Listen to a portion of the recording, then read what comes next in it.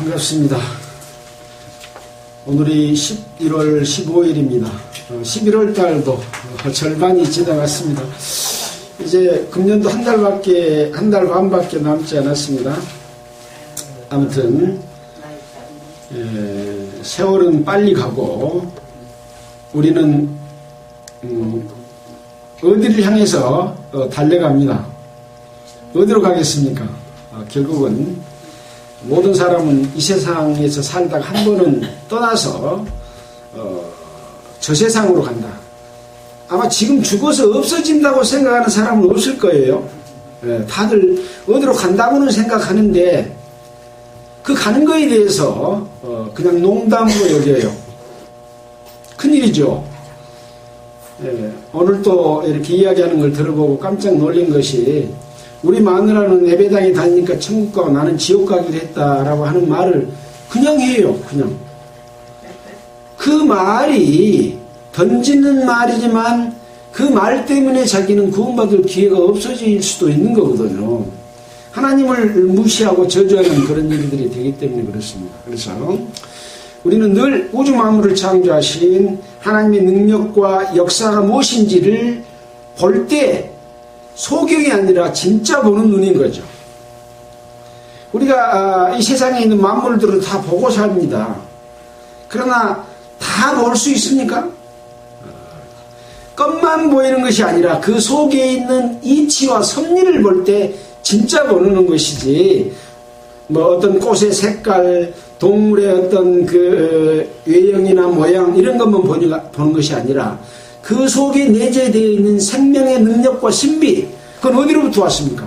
하나님께로부터 온 것이거든요. 그래서 우리는 늘 겉으로만 살지 말고 중심을 향해서 깊은 곳, 진짜를 향해서 살아가는 그런 사람들이 되어야 되겠죠. 자, 우리는 지금 레위기서를 공부하고 있습니다. 레위기서는 성경 66권 가운데서 하나님께 드리는 제사에 관한 내용이 기록이 되어 있습니다. 누가 제사를 드리는 겁니까? 이스라엘 백성이 드리는 제사인데, 이스라엘 백성을 애굽에 나눴을 때는 세상 풍속을 쫓고 애굽 사람들과 함께 종된 삶을 살았잖아요. 그 종에서 해방시켜서 이제 가나안 땅을 향해 가게 되는 광야 생활 가운데서 시내산 앞에서 주어지는 계명이 이 레위기서에 주어져 있는 제사법의 내용입니다.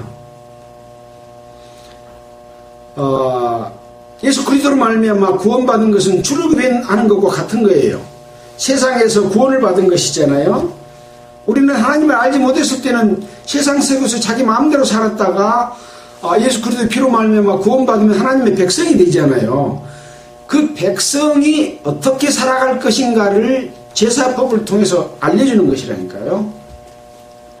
그래서 레위기서에 있는 말씀은 저 유대인들이나 보는 그런 말씀이 아니고 그 속에 담겨져 있는, 아까 겉을 보지 말고 속을 보라고 했을 때 그 제사법 속에 있는 의미가 무엇인지를 우리는 이해하고, 지금 교회 생활 가운데서는 제사를 드리는 게 아니라 예배를 드리기 때문에, 예배는 일주일에 한 번 드리는 게 예배가 아니라 우리의 삶 자체가 예배다 그랬잖아요. 그래서 우리 삶 가운데서 레위기서에 배운 제사법을 어떻게 바르게 알고 실천할 것이냐라고 하는 것을 배우고 있는 것이어서, 이것은 남의 말이 아니라 나에게 주어진 말씀이다, 그렇게 해서 들어야 됩니다. 레위기서 16장까지 지난주에 마쳤습니다. 16장에서 배웠지만 또 우리는 잘 잊어버리죠. 콩나물 실에 콩을 넣어놓고 물을 주는데 물은 다 빠져버려. 그래도 콩나물은 자라지 않아요? 마찬가지로 아마 여러분들이 잊어버렸어도 아마 말씀을 듣고 마음에 새긴 것은 이렇게 점점 더 하나님의 뜻을 알고 이해하고 성장하는 데 도움이 됐을 거라고 생각이 됩니다. 그래서 또 지난주의 말씀을 다시 한번 살펴본다면 16장에서는 1년에 한 번 드리는 대속죄에 대한 공부를 했습니다. 1장부터 15장까지를 보면 제사의 종류가 5가지가 있다고 했잖아요. 번제, 소제, 화목제, 속제제, 속건제가 있는데 그 제사를 드리는 그 목적과 이유에 대해서 또 드리는 방법에 대해서 배웠고, 하나님이 규례를 줬고 이 세상 가운데 살아가면서 여러가지 질병, 하나님의 뜻에 어긋나는 잘못된 삶, 이런 것을 살았을 때 무엇이 더럽고 무엇이 깨끗하다, 눈에 보는 것도 마찬가지지만 먹는 것도 더러운 것이 있다, 또 우리 주변에 살고 있는 환경도 곰팡이가 끼고 누룩이 끼고 해서 더러운 환경들이 있다. 그러면 그걸 다 긁어파서 뜯어내고 다른 걸로 갈아 끼라 라고 하면서, 그것을 다한 자는 며칠 동안 부정할 것이니 손을 씻고 이런 정결례를, 제사를 드리고 하는 정결례를 행해라, 이런 것을 배웠어요. 그러니까 평상시에 살아가면서 잘못된 삶에 대한 늘 깨끗하게 하는 정결례의 방법을 15장까지 배웠습니다. 근데 16장에서는 이제 그렇게 했어도 미처 다 깨끗하게 못하게 한 일이 있겠죠. 그래서 1년에 한 번씩 이스라엘 백성들의 전체의 잘못을 깨끗하게 하는 제사를 드리는 것이 대속죄일의 제사고, 이 대속죄일에 이제 깨끗하게 하는 제사를 드림으로 말미암아 하나님께로부터 이제 속죄함을 받으면, 이것은 구원받은 속죄가 아닙니다. 이스라엘 백성들이 살아가는 가운데서 잘못된 삶에 대한 속죄예요. 받으면 이제 하나님과 화목하게 돼서 하나님과 함께함으로 말미암아 안식일, 그래서 대속죄일은 큰 안식일이다, 이렇게 이야기를 하고 있습니다. 십계명에 대해서도 안식일을 거룩하게 지키라 했잖아요. 왜 그렇습니까? 창세기에 우주 만물을 창조하시고 하나님이 마지막 날에 안식하셨다. 이 안식은 이 세상의 모든 일의 끝임과 동시에 목적지입니다. 고생하라고 사람을 이 땅에 보낸 것이 아니라 하나님과 관계를 회복하고 안식하고 하나님과 함께 살라고 우리를 이 땅에 보냈기 때문에, 예수 그리스도를 믿고 예수 그리스도 피로 말미암아 구원받은 성도들은 이제 삶 가운데서도 잘못된 것들을 전부 깨끗하게 하고 안식할 때 진짜 안식인 거다, 그런 이야기죠. 그래서 대속죄일에 관한 규정에 대해서 공부를 했습니다. 그래서 이것은 너희 영원히 지킬 규례라. 이스라엘 자손의 모든 죄를 위하여 1년 1차씩 속죄할 것이니라 라고 했습니다. 그러면 이 1년 1차씩 속죄하면 이제 이스라엘 백성들이 하나님 앞에 완전히 깨끗해집니까? 그렇지 않잖아요. 이 속죄일 다음날부터 또 잘못되고 죄를 지어. 그래서 신약 성경에서는 이것을 뭐라고 이야기하고 있냐, 율법은 장차 오는 일에 좋은 일의 그림자다. 참 형상이 아니므로 해마다 늘 드리는 제사로는 하나님께 언제든지 온전케 할 수 없다라고 말을 하고 있습니다. 그래서 히브리서 10장 5절에는 하나님이 제사와 애물을 원치 아니하시고 오직 나를 위하여 한 몸을 예비하셨다. 바로 예수 그리스도를 통해서 영원한 속죄의 제사를 드릴 그림자에 불과하다. 그러니까 이스라엘 백성들이 드리는 이 제사는 온전케 할 수 없어요. 그러나 예수님이 드리는 제사는 한 번 드리고 그 효과가 영원하기 때문에 다시 제사 드릴 필요가 없다는 것이죠. 그래서 우리는 이 세상에 살면서 하나님을 알지 못하고 살았다가 이제 하나님이 살아계시고 역사하시고 예수님이 우리 죄를 위해서 오셨고 돌아가셔서 우리 죄를 용서했다라고 함으로 말미암아 죄가 없어졌잖아요. 구원을 받았잖아요. 거듭났잖아요. 이제 거듭난 생명이 살아나가면서 죄를 짓는 거, 이것이 바로 이스라엘 백성이 출애굽한 다음에 죄를 짓는 것하고 같은 죄예요. 그러니까 정결케 해야 돼요, 안 해야 돼요? 죄 지어도 그냥 내버려야 돼요? 늘 회개하고 자복하고 하나님과 관계를 회복하고 하는 이 예배를 드려야 되는 거죠. 그때는 제사를 드리지만 지금은 예수님이 제사를 다 지내버렸어. 영혼까지 효과가 있어. 그러니까 우리가 돌이켜서 예수님을 붙잡으면 예수님이 제사를 드려놨기 때문에 다시 제사를 드릴 필요가 없어도 우리는 늘 하나님과 화목할 수가 있다. 이것이 굉장히 중요한 교훈인 거죠. 이제 구원받아 버렸으니까 어떻게 살았는지 천국 간다가 아니라는 거죠. 그래서 잘못 가르치는 사람이 한번 구원받아 보면 지옥에 안 가니까 죄지도 조금 처벌만 받지 괜찮하다, 그렇게 이야기를 하는데, 우리가 성경을 읽어보니까 그래요. 네. 오늘 그래서 다시 한번 그런 죄를 지으면 어떻게 되는가 라고 하는 것을 살펴볼 겁니다. 자, 이제 이 계율을 말씀드리는 것은 나가 처해 있는 위치가 어떤 위치라는 걸 알고 말씀을 들어야 이것이 내 말씀이 된다, 그 말이죠. 이건 저 이스라엘 백성에게 주는 말씀이나 나하고는 상관없다 그러면 이거 공부할 필요가 없죠. 예, 그런 의미에서 좀 서두를 길게 말씀을 드렸습니다. 자, 오늘은 레위기 17장의 내용과 18장, 그리고 시간이 허락하면 19장까지 살펴보려고 합니다. 시간에 구애받지 않고 자연스럽게 말씀을 드리도록 하겠습니다. 17장 읽어가면서 간단하게 짚어 넘어가겠습니다. 여호와께서 모세에게 일러 가라사대 아론과 그 아들들과 이스라엘 모든 자손에게 고하여 그들에게 이르기를 여호와의 명령이 이러하시다 하라. 누가 누구에게 말씀을 해요?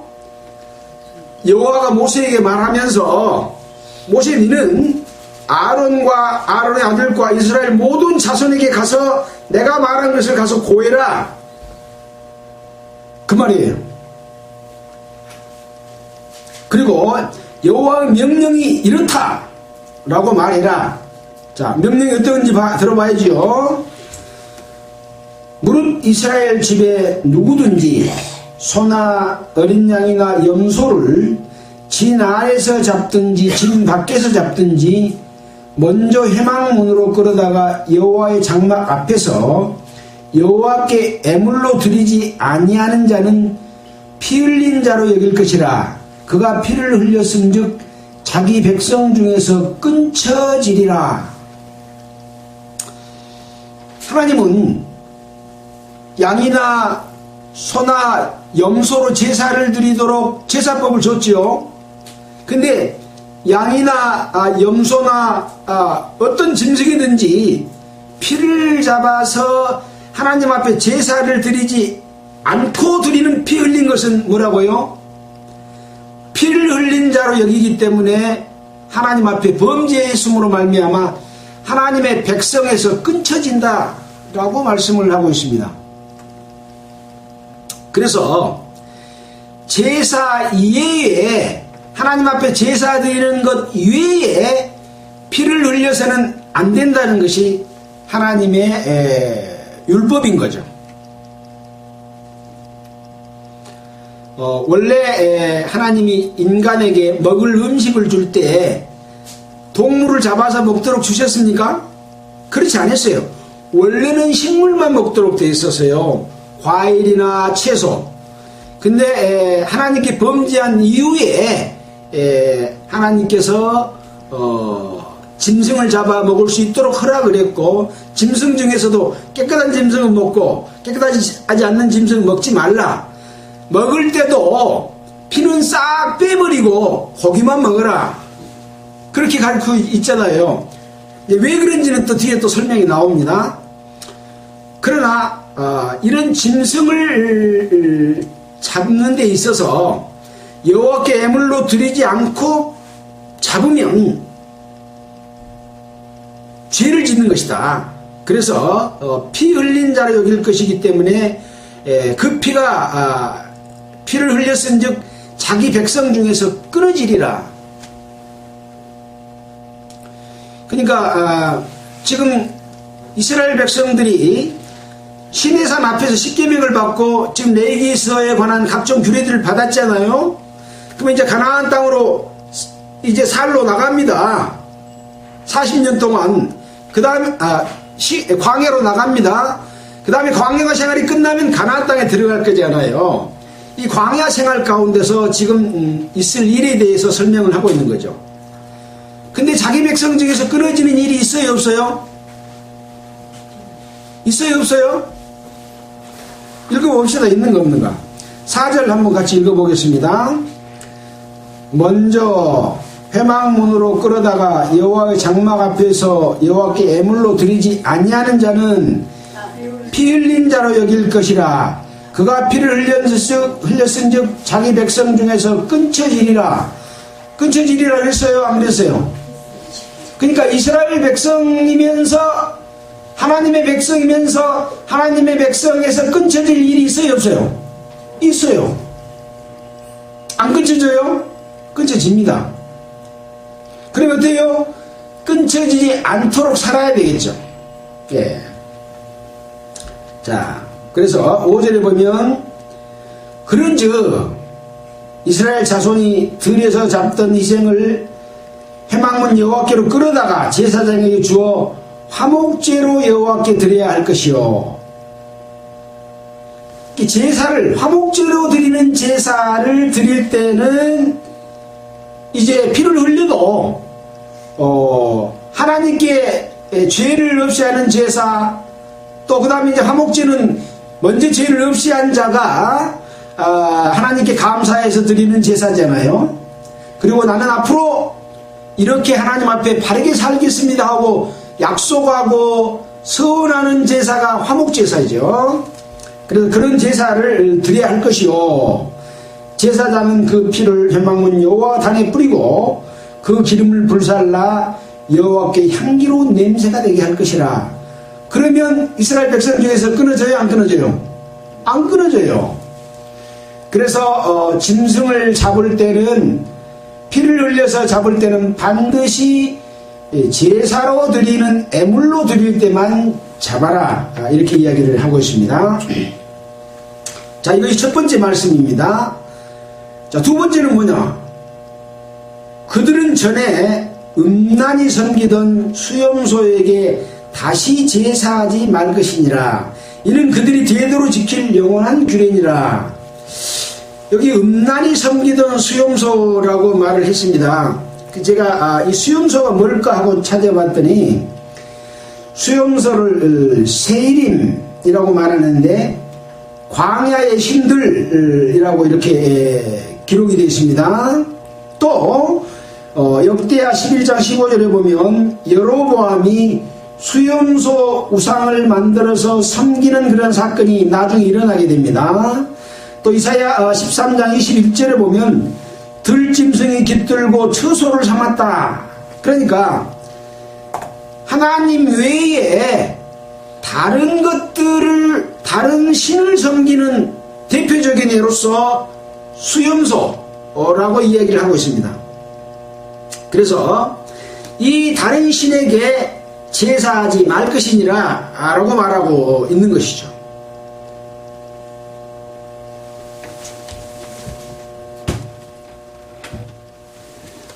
그래서 하나님께서는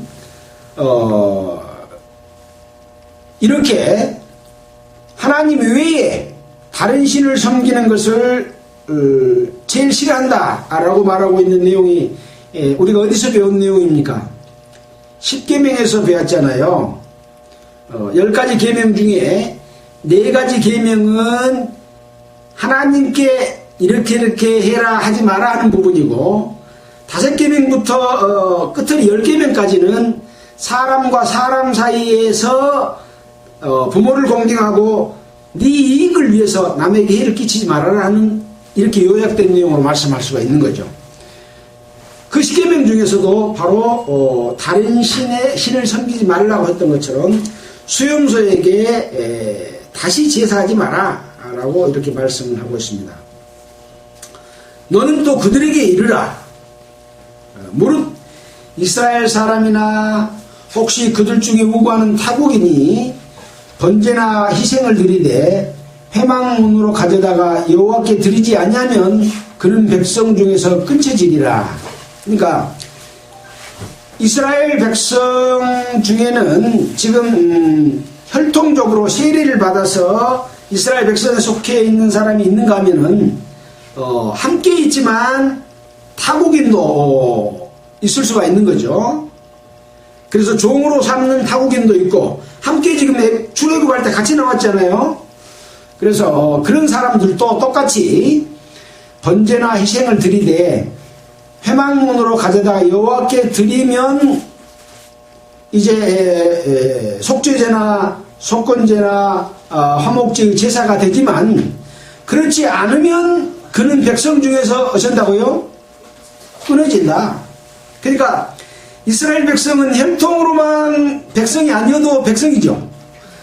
타국인 중에서도 지금 종으로 지금 데리고 있는 자도 이스라엘 백성인 거예요.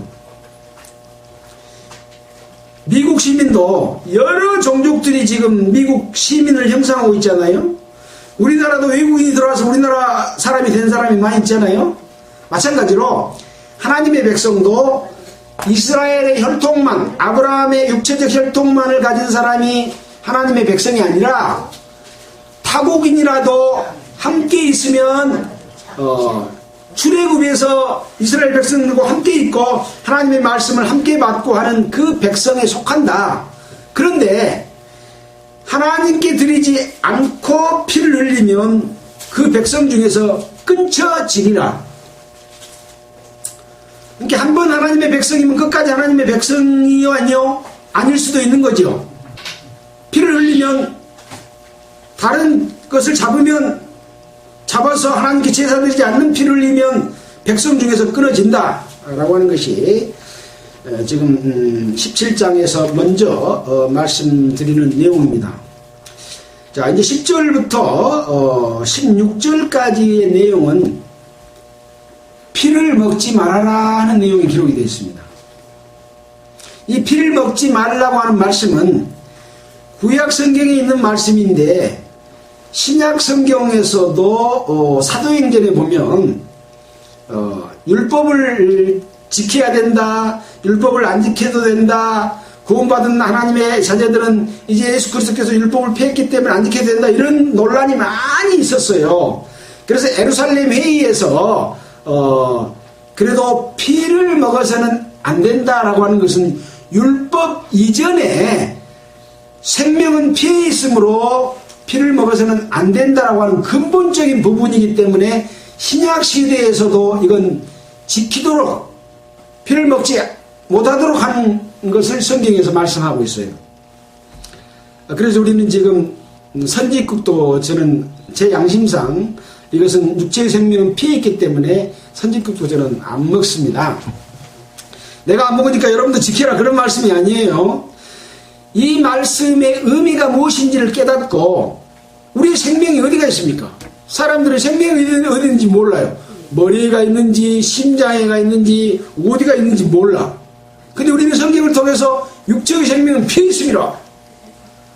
피는 바로 생명이다 라고 하는 것을 동일하게 하나님께서는 성경에서 가르쳐주고 있습니다. 그래서 죄를 지면 죄의 삭은 뭐예요? 사망이요. 죄 지면 반드시 죽음으로만 하나님 앞에 죄 없이 함을 받을 수가 있어요. 그래서 염소나 송아지를 잡아서 그 피를 흘려서 하나님 앞에 드림으로 말미암아 네 죄가 용서됐다고 하는 거예요. 그래서 예수님이 땅에 오셨을 때는 염소와 송아지 피로 아니하고 자기 피로 영원한 속죄를 이루사 단번에 성소에 들어가셨느니라. 예수님이 자기 피로 영원한 속죄를 이뤘기 때문에 넉넉히 하늘나라에 들어갈 수 있는 길이 열어진 거예요. 길이 열어졌어요. 그 길 위로 가야지 가는 거예요. 길이 있는데 그 길로 안 가고 딴 길로 가면 어디로 가요? 백성에게서 끊쳐지는 길로 가게 되는 거예요.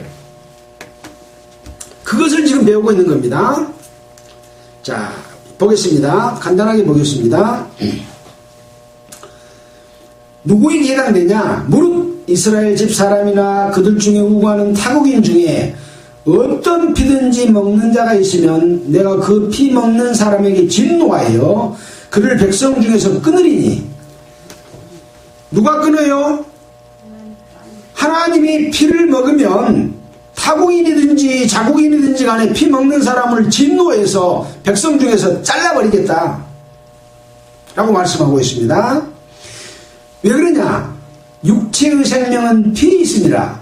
내가 이 피를 너희에게 주어 단에 뿌려 너희의 생명을 위하여 속하게 하였나니.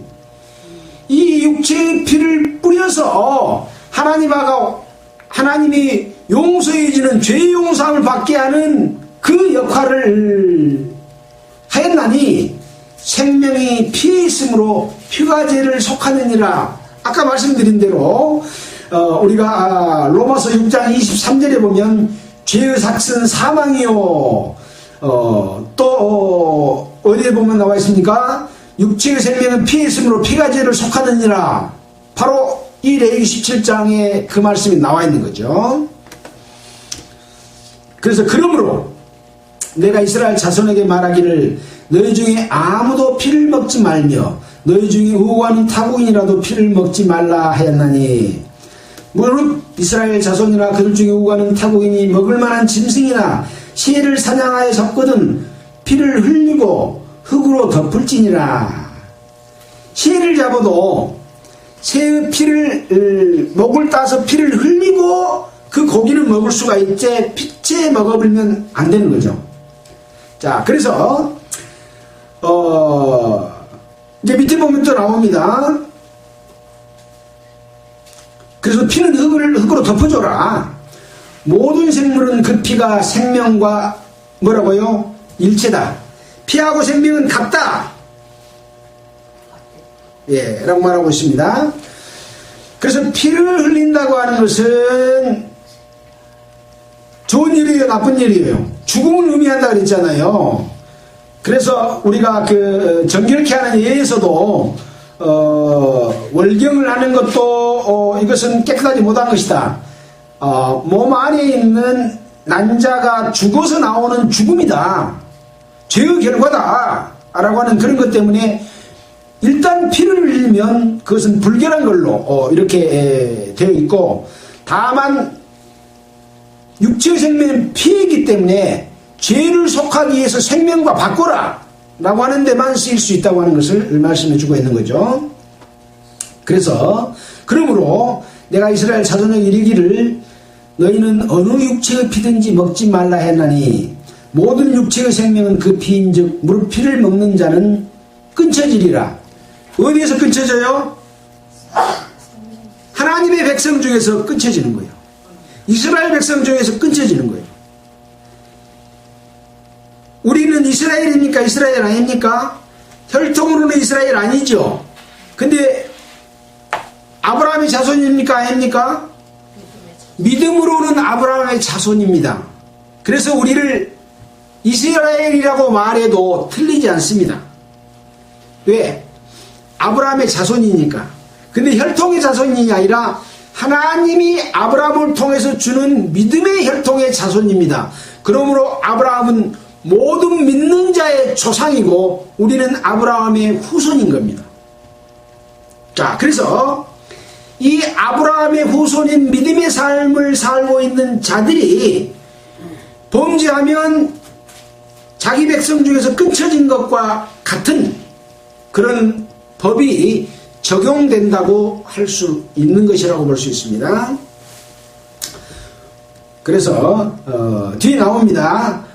스스로 죽은 것이나 들짐승에 찢겨 죽은 것을 먹는 자는 본토인이나 타국이나 물러나고 그 옷을 빨고 물로 몸을 씻을 것이며 저녁까지 부정하고 그 후에야 정하려니와 그가 빨지 아니하거나 몸을 물로 씻지 아니하면 죄를 당하리라. 죄를 당하려면 백성 중에서 끊어질 수도 있겠죠. 그래서 왜 그러면 스스로 죽은 것이나 들짐승 중에서 찢겨 죽은 것을 먹지 말라고 할까요? 피를 다 못 뺐어. 스스로 죽으면 피가 몸속에 그냥 남아있잖아요. 그러니까 묵으면 안 되는 거예요. 짐승에게 물려 죽었어도 제대로 피를 뺀 게 아니죠. 피를 뺀다고 하는 것은 핏줄을 완전히 끊어서 거꾸로 세서 완전히 피가 싹 빠뜨려 가는 의미가 있는 것인데, 물려서 죽인 것은 피가 다 빠지지 않았기 때문에 먹지 마라 그런 거예요.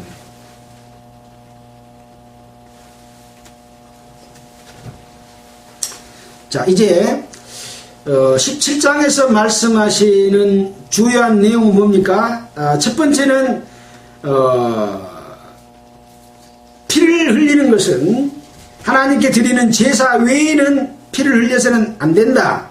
흘리면 백성 중에서 끊쳐진다라는 것이고, 두 번째는 피를, 육체의 생명은 피했기 때문에 속죄할 때만 쓰는 것이지 피를 먹어서는 안 된다. 고기를 먹더라도 피는 싹 빼고 먹어라. 그런 말씀을 17장에서 기록을 하고 있습니다. 자, 이제 18장인데요. 18장은 무슨 내용이 기록이 되어 있을까요? 하나님 앞에 가증한 풍속에 대해서는 쫓지 말라 하는 것입니다. 우리는 성경 공부를 할 때 소돔과 고모라에 대해서 공부를 했습니다. 소돔에 사는 사람들이 하나님의 질서를 어기고 자기들의 쾌락을 위해서 동성연애를 하고 막 죄를 짓는 그런 상황이 극에 달했고, 또 노아의 홍수도 세상의 죄가 관영함으로 말미암아 심판이 있었던 때가 있었잖아요. 물론 율법은 그 뒤에 주어진 거죠. 그래서 근본적으로 하나님 앞에 죄가 무엇이라고 하는 것은 뭘로 알 수가 있어요? 율법이 있기 전에도 그 양심이 죄가 죄인 것을 알 수가 있는 거예요. 근데 18장에서는 어떤 것이 죄다라고 하는 것을, 또 어떤 것이 가증한 풍속이다 하는 것을 구체적으로 설명을 해놓고 있습니다. 이것은 어떤 종교의 경전에도 없을 만한 부분, 차마 입으로 담기도 어려운 부분들이 이것이 죄다라고 하는 것을 알려주고 있는 내용이어서 참 센세이션을 일으킬 만한 그런 내용들이 기록이 되어 있는 거죠. 그러나 이것은 우리의 양심으로도 그것이 잘못이다라고 이미 다 알고 있는 내용인데 그것을 성경에 기록해 놓고 있습니다. 그래서 이 가증한 풍속을 쫓지 말라고 되어 있고, 19장에서는 너희는 거룩하라 라고 말씀을 하고 있어서 하나님은 이러한 부정한 것, 나쁜 풍속들을 하나도 용납하지 아니하고 그렇게 살아서는 안 된다라고 하는 것을 규율하고 있어요. 근데 사람들은 자기의 욕심과 하나님을 떠나서 살 때는 그런 죄를 저지를 수 있는 가능성이 있기 때문에 그렇게 하지 말라고 주신 말씀이죠. 한번 보겠습니다. 또 똑같이 여호와께서 모세에게 일러가라사대 너는 이스라엘 자손에게 가서 말해라. 나는 여호와 너희 하나님이라. 너희는 거하던 애굽 땅의 풍속을 쫓지 말며. 첫 번째는 어디 풍속을 쫓지 말라고요? 애굽 땅의 풍속을 쫓지 말라. 애굽 땅은 어떤 땅입니까? 하나님을 모르고 사는 세상 사람을 대표하는 게 애굽입니다. 예수 믿는 사람들은 늘 세상의 잘못을 이야기하잖아요. 바로 애굽의 잘못을 말하고 있는 겁니다. 그래서 하나님을 알지 못하고 살아가는 모든 풍속, 그것은 애굽의 것이라고 말할 수 있습니다. 자, 그래서 이스라엘 백성들은 애굽에서 나왔잖아요. 근데 옛날에 살았고 옛날에 살고 먹고 즐기고 했던 사람들이 몸에 배어 있을까요? 다 끝나버렸을까요? 배 갖고 있어. 그러니까 모세를 원망하고 또 하나님을 불평하고 또 왜 우리를 끌어냈냐, 이 광야에서 죽게 하려고 그랬냐, 다시 애굽으로 갈란다, 그렇게 막 하고 난리한 것은 바로 이 애굽을 사모하는 마음, 옛날 것이 좋은 것이 그대로 이 육체 가운데, 이 생각 가운데 남아있기 때문에 이 애굽 풍속을 쫓지 말라라고 말하고 있는 거죠. 또 한 가지는 뭐냐? 이제 앞으로 가나안 땅에 들어갈 것이잖아요. 가나안 땅의 풍속과 규례도 행하지 말라라고 말하고 있습니다. 그래서 광야 생활 가운데서 이미 가나안 풍속에 대해서 미리 알려주고 있는 거예요. 자, 보겠습니다. 4절과 5절은 그 풍속을 쫓으면 어떻게 될 것에 대해서 그 쫓지 않고 죽지 않고 사는 방법을 먼저 제시를 하고 있습니다. 너희는 나의 법도를 쫓으며 나의 규례를 지켜 그대로 행하라. 나는 너희의 하나님 여호와니라. 너희는 나의 규례와 법도를 지키라. 사람이 이를 행하면 그로 인하여 어쩐다고요? 살리라. 나는 여호와니라. 지금 이스라엘 백성들이 죽었어요? 살았어요? 육체적으로는 살았지요. 그러나 죽는다고 하는 말은 뭐예요? 여호와하고 끊어져서 백성 중에서 끊어지는 그런 것을 의미하는 거예요. 그러니까 어떻게 하면 살아요? 여호와의 법도를 지키고 규례를 지켜 행하면 산다. 풍속을 쫓으면 죽는다 라는 말이 들어있는 거죠. 자, 그래서 6절부터 간단하게 이렇게 말씀을 드리면 너희는 고륙지친을 가까이하여 그 하체를 범치 말라. 나는 여호와니라. 그러니까 이 하체를 범한다고 하는 것은 성적인 범죄를 저지르는 것을 의미합니다. 고륙지친을 가까이해서 하체를 범치 말라 라고 말하는 거예요. 그러니까 친족, 가족과 함께 육체적인 관계를 갖지 말아라. 그런 이야기를 이제 구체적으로 설명하고 있습니다. 너희 어미의 하체를 범하지 말아라. 곧 아비의 하체니 너는 범치 말라. 그는 너의 어미인즉 너는 그의 하체를 범치 말지니라. 너는 너희 계모의 하체를 범치 말라. 마찬가지로 아비의 하체니 그것을 범치 말라. 또 너는 내 자매 곧 너 아비의 딸이나 내 어미의 딸이나 집에서나 타지에서 출생하였으면 물론하고 그들을 범치 말라. 그러니까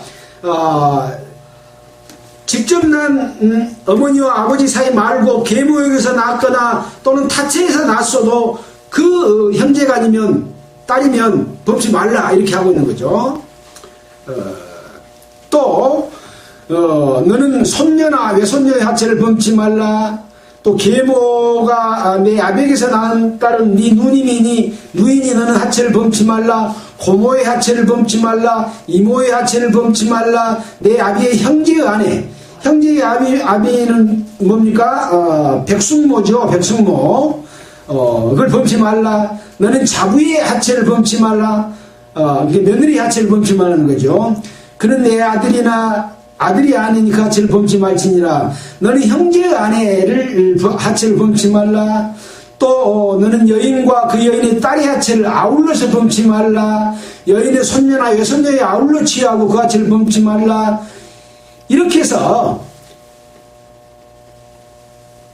함께 살고 있는 부모나 또는 그 부인이나 거기에 연관된 자녀나 간에 그 하체를 음행의 도구로서 범치 말라라고 말을 하고 있는 거죠. 만약 이런 규정이 없다면 처음에는 양심의 가책을 느끼겠지만은 그것이 일상화되어버리면은 죄인 것을 알까요 모를까요? 모를 수가 있는 거예요. 이렇게 기록이 되어 있기 때문에 모든 사람은 이제 이 세상까지 사는 사람들도 그러면 인륜적인 도덕을 위반했다 하고 아주 지탄의 대상이 되잖아요. 그래서 이런 것들을 규율하고 있는 것은 하나님 앞에 거룩하게 되는 삶에 대해서 무엇을 해서는 되고 무엇을 해서는 안 되는지를 이렇게 규율해 주고 있습니다. 자, 19절에 보면 이제 여인이 경도할 동안에 피가 그 동안에는 하체를 범치 말라라고 말하고 있고, 타인의 아내와 통관하여 자기를 더럽히지 말라 하고 있고, 또 21절에 보면 너는 결단코 자녀를 몰렉에게 주어 불로 통과하게 하지 말아서 내 하나님의 아들의 이름을 욕되게 하지 말라, 나는 여호와니라 라고 말하고 있는 내용, 21절의 내용은 무슨 내용인지 얼른 이해가 가지 않죠. 이 몰렉이라고 하는 신이 있습니다. 아모리 족속이 섬기는 신인데, 이 족속이 섬기는 이 몰렉 신은 제사를 드릴 때에 어린아이들을 잡아서 그 몰렉에게 제물로 바치는 겁니다. 불을 붙여놓고 그 불 속으로 몰렉의 입처럼 해가지고 거기다가 집어여서 태워서 몰렉에게 제물로 바치는 그런 제사를 드리는 이 몰렉입니다. 그거에 대해서 불로 통과하게 말아서 내 하나님 내 이름을 욕되게 하지 말라, 나는 여호와니라. 이걸 지금 누구에게 말하고 있어요? 구원받은, 애굽에서 구원받은, 홍해를 건넌, 세례에서 세례를 받고 광야 생활을 시작하고 있는 이스라엘 자기 백성에게 몰렉에게 아들 바치지 마라, 그렇게 이야기하고 있습니다. 그래서 아들을 바친다고 하는 것은 어떤 의미가 있을까요? 내 아들이 나의 잘못으로 인해서 귀신을 섬기고 마귀를 섬기는, 다른 신을 섬기는 것은 몰렉에게 바치는 것과 같습니다. 나의 잘못으로 몰렉에게 제물을 바치는 것하고 틀려요? 같아요? 같습니다. 나의 잘못으로 하나님의 뜻과 다른 교훈을 갖다가 가르쳐서 하나님을 섬겨야 될 텐데 하나님을 섬기는 방법이 아닌 것을 쫓고 있어. 그러면 몰렉에게 아들 바친 것과 같아요. 자기도 몰렉을 섬기는 것이고 자기 아들들도 몰렉에게 제물로 드리는 엄청난 그 범죄를 저지르는 것과 같기 때문에, 단지 내가 지금 몰렉에게 지금 불태워서 죽이는데 내 아들 갖다 잡아야 할 일이 없잖아요. 뭘 지금 교훈하고 있어요? 너희가 성도로 살아갈 때에 하나님을 섬기는 규례와 법도가 있어요.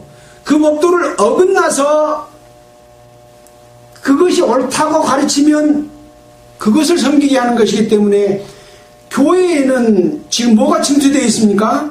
거짓 사도들, 자기들의 배를 위해서 복음을 팔아먹고 큰 교회를 형성하면서 성도들을 착취하고 자기들은 그 위에 떵떵거리면서 이렇게 하는 것이 하나님을 섬기는 애다 라고 하면서 자기를 따라오게 하잖아요. 일주일 내내 여러 모임을 만들어 갖고 거기에서 막 교회 생활, 그런 교회 못 믿겠다 하지만 하나님은 그런 거 원치 않잖아요. 근데 종교로 변질된 교회에서는 그렇게 성도들을 못 살게 해서 하나님 일을 해야 된다, 뭘 해야 된다 그러면서 못해놓고 하나님 방법이 아닌 방법으로 누구를 섬겨요? 거짓 사도를 섬기고 있는 거죠. 예수님 오셨을 당시에 대제사장과 서기관과 바리새인과 장로들, 백성들을 가르치는 율법사들이 다 하나님을 섬기는 게 아니라 마귀를 섬기고 있었어요. 지금은 안 그럴까요? 지금 기독교가 하나님을 섬기고 있을까요? 정신 똑바로 차리고 성경에서 하나님의 길이 무엇인지를 알지 못하고 잘못하면 큰일 난다 하는 것을 이야기하고 있는 내용이라고 볼 수 있죠. 자, 23절입니다. 22절이죠. 너는 여자와 교합함 같이 남자와 교합하지 말라. 이는 가증한 일이지라. 그러니까 이 레위기에서도 여자와 여자, 남자가 남자끼리 서로 교합하지 마라. 이거 동성연애입니다. 이 동성연애는 이 창세기에서부터 나와 있는 거예요. 그래서 하나님의 질서는 남자와 여자가 함께 둘이 한 몸을 이룰지니라고 되어 있는데, 여자가 여자, 남자가 남자 하는 것은 하나님의 질서에 위배되는 거예요. 근데 지금 세상은 소수의 특권도 인정해주자 해가지고 마치 소수의 특권도 인정해주자니까 좋은 것 같지요. 동성애 허락해주자 그 말이요. 미국 연방대법원에서도 동성애를 합법적이다라고 결정된 것이 작년입니까? 재작년입니까? 그랬잖아요. 세상은 하나님의 뜻과 다르게 가고 있어요. 마귀가 목표하는 쪽으로 가고 있어요. 세계를 하나의 정부로 수립하려고 하는 움직임도 다 그런 것이거든요. 그러나 하나님의 법은 그것과 다른 거죠. 그래서 동성애라고 하는 것은 하나님의 질서에 완전히 위배되기 때문에 있어서는 안 된다라고 하는 것이죠. 지난번 우리가 공부했듯이 남자와 여자의 교합도 쾌락을 위한 교합이 아니라 생존 번식을 위한 정상적인 것이 그것이에요. 그래서 임신 기간도 아주 짧은 기간이고 나머지 기간에는 경도하는 기간에는 함께하지 마라 막 이렇게 지금 말하고 있잖아요. 그래서 원래 그렇고 짐승들은 어째요? 딱 그 기간에만은 서로 교잡해가지고 새끼를 생산하지 않아요. 이게 하나님의 질서다 이거죠. 그러니까 하나님을 떠나서 쾌락을 취하기 위해서 여러 가지 범죄들이 저질러지는데 지금 레위기 18장에 지금 앞에서 말한 내용들이 다 그런 부분에 해당되는 거라고 볼 수 있는 거죠. 참으로 세상에는 이러한 범죄들을 그냥 일상적으로 무의식적으로 이런 범죄들을 저지르고 있지만 하나님의 법은 근본적으로 이런 목적과 취지를 가지고 있다 하는 것을 알고 그 취지에 맞게 사는 것이 필요하다는 것을 교훈해 주고 있습니다. 23절에는 너는 짐승과 교합하여 자기를 더럽히지 말며 여자가 된 자는 짐승 앞에서 그것과 교정하지 말라. 이는 문란한 일이니라. 그래서 짐승과 사람이 남자가 암컷의 어떤 짐승 또 여자가 수컷의 어떤 짐승과 교잡하는 일들이 지금 일어나고 있어요? 일어나지 않고 있어요? 일어나고 있어요. 그래서 이런 것들을 이미 성경에서는 불결한 일이다, 범죄하는 일이다 라고 말하고 있는 거죠. 감히 어떤 종교에서 이런 것을 미리 이렇게 알고 기록해 놓은 성경의 말씀처럼 되어 있는 데가 있겠습니까? 그래서 지금 개를 사람의 인격과 똑같이 취급을 하고 있고 사람밥 때린 건 감옥 안 가도 개 때리면 감옥 가는 일이 지금 벌어지고 있잖아요. 처벌하고 벌금도 매기고 개도 지금 등록하라고 호적을 올리고 있어요. 개인권이 인권하고 똑같게 취급받는 이것은 하나님의 질서에는 위배되는 겁니다. 개를 사랑하지 말라가 막 아닙니다. 사람은 사람을 배신해도 개는 주인을 배신하지 않는다고 하잖아요. 물론 개는 개고 짐승은 짐승이기 때문에 주인도 물 때가 있어요. 그게 짐승인 거거든요. 그래서 짐승과 사람은 엄연히 다르고 하나님은 사람을 향한 뜻을 가지고 있지 짐승을 향한 뜻을 가지고 있는 것이 아닌 것이죠. 자, 24절입니다. 너희는 이 모든 일로 앞에 말한 이 모든 일로 스스로 더럽히지 말라.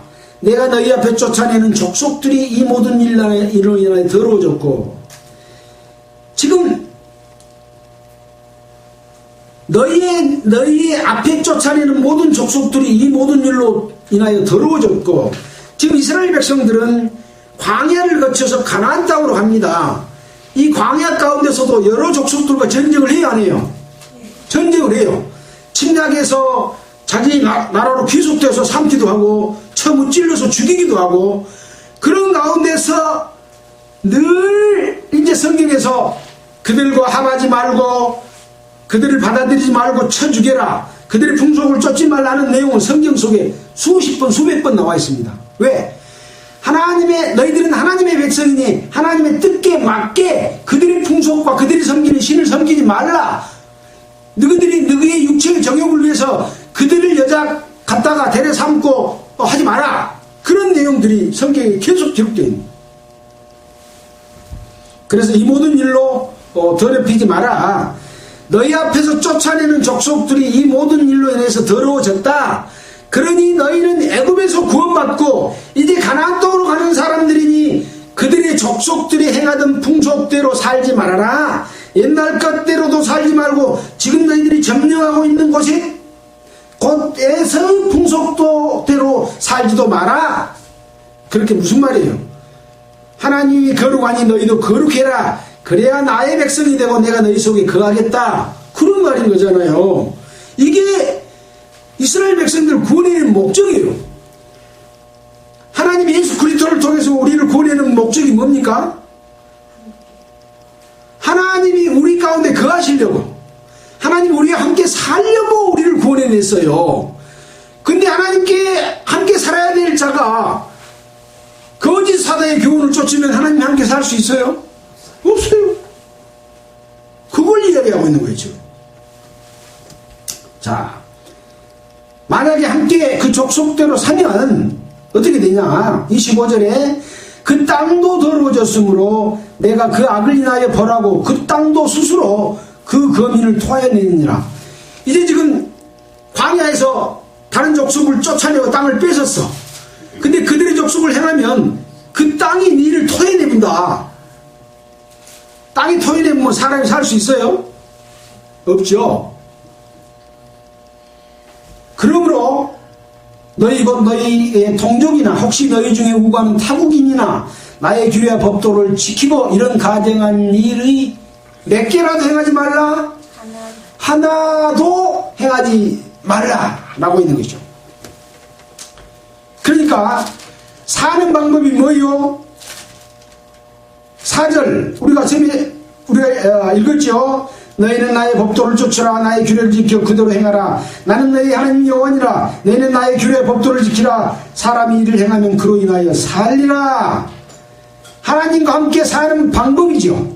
하나님께서 함께 살지 않으려면 방금 이들의 족속들이 행했던 가나안 족속, 광야 족속들이 행했던, 또 앞으로 들어갈 땅의 족속들이 행했던, 또 애굽에서 살던 풍속 쫓으면 돼요, 안 돼요? 안 되는 거죠. 이건 다 누구 거예요? 마귀를 섬기고 자기의 정욕을 위해서 살아가던 그런 풍속과 풍습이다. 구원받은 하나님의 백성도 자기의 정욕과 과거의 잘못된 관습을 벗어버리고 거룩하게 살라라고 하는 교훈인 거죠. 27절입니다. 너희 전에 있던 그 땅의 거민이 이 모든 가증한 일을 행하였고 그 땅도 더러워졌느니라. 너희도 더럽히면 그 땅이 너희 있기 전 거민을 토함같이 너희를 토할까 하노라. 토한단 말이야, 토하지 않는단 말이에요. 그 땅 거민을 토해낸 것처럼 너희도 토해낼 것이다. 더럽히면.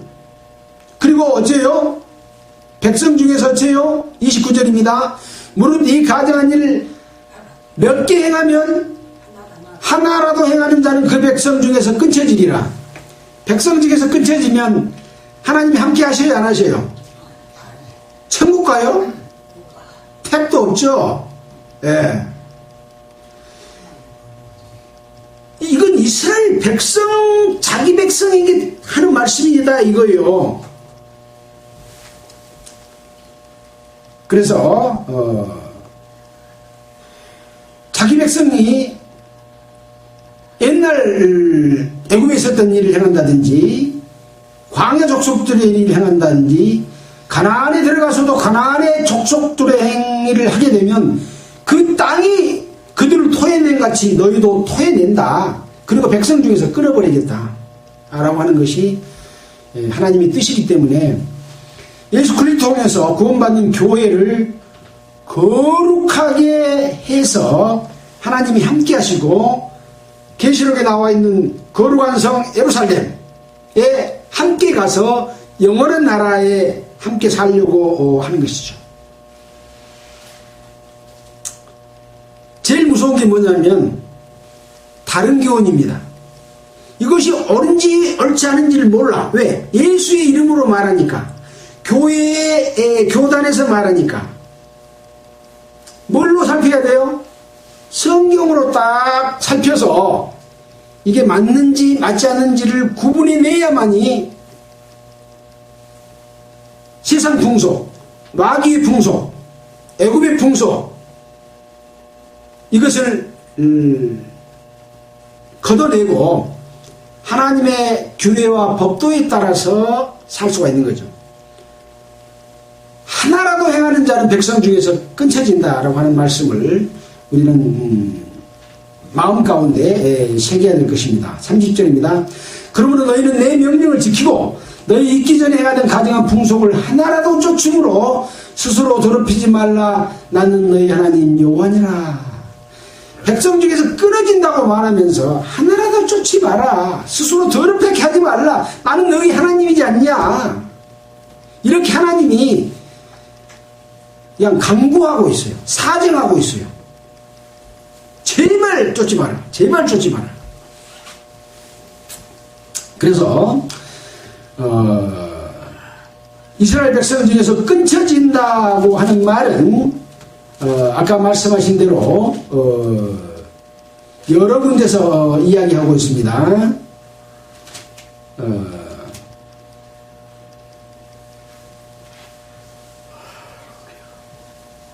자, 이제 오늘은 여기까지 마치겠습니다.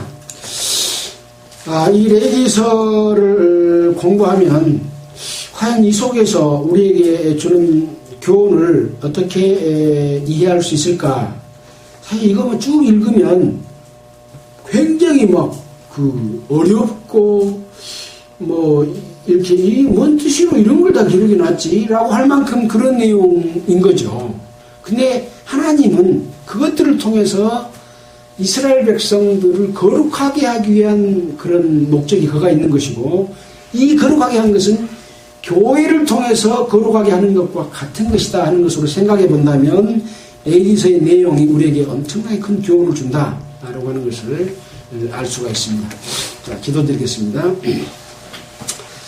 하나님 아버지, 참으로 감사를 드립니다.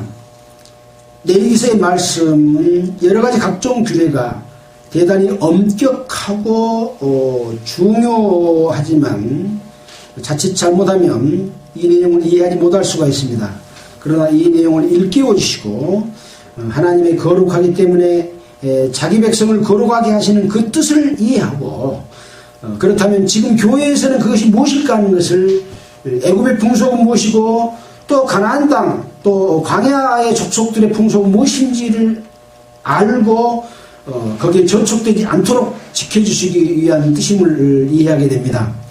우리가 늘 함께 해주시고 우리를 지켜주시고 우리를 인도해 주시기를 원하면서 우리를 구원해 주신 예수 그리스도 이름으로 기도드렸습니다.